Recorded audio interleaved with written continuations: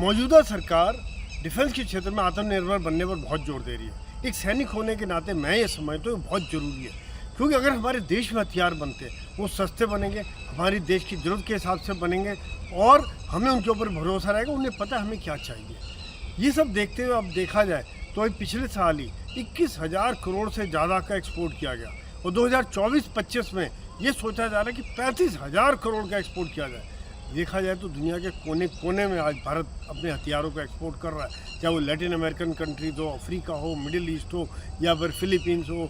यहाँ सब देशों में क्योंकि आज वो समझ रहे हैं कि भारत के हथियार कितने आधुनिक है, कितने मजबूत है और तरह तरह के हथियार हम एक्सपोर्ट कर रहे हैं। कई फ़ायदे हैं इसके। एक तरफ हमको फॉरेन एक्सचेंज मिलता है, लोगों को नौकरियाँ मिलती हैं और देश के अंदर एक आत्मनिर्भरता आती है। साथ ही साथ जिनको हम हथियारों का एक्सपोर्ट करते हैं उनके साथ हमारी दोस्ती भी अच्छी होती है। ये सवाल उठाया जा रहा है कि जनरल मनोज पांडे को एक्सटेंशन क्यों दिया गया जब वो 31 मार्च को रिटायर हो रहे थे और बाद में फिर वाइस चीफ को नया चीफ घोषित कर दिया गया।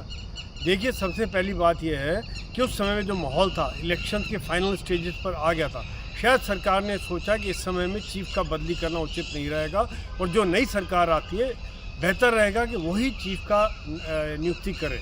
दूसरी बात, जब जो भी अटकलें लगाई जा रही थी उनका मुंह तोड़ जवाब मिल गया है, क्योंकि जो वाइस चीफ हैं उन्हीं को ही नया चीफ डिक्लेयर किया गया है और ये जो चीफ होने का सिलेक्शन का प्रोसेस है ये 3 महीने पहले शुरू हो जाता है। जो अपॉइंटमेंट कैबिनेट कमेटी होती है वो डिसाइड करती है, जिसमें 5 आर्मी कमांडर और वाइस चीफ को कंसिडर किया जा सकता है। उनमें किसी को भी चीफ बनाया जा सकता है। आर्मी चीफ का प्रोसेस बिल्कुल क्लियर है, जहाँ पे सीनियरिटी और कार्यकुशलता दोनों को मिक्स करके देखा जाता है। 5 आर्मी कमांडर और वाइस चीफ के बीच में जो अपॉइंटमेंट कमेटी है वो निर्धारित करती है कि अगला चीफ कौन बनेगा। जैसी उनकी अपॉइंटमेंट होती है तो अगला चीफ बन जाता है।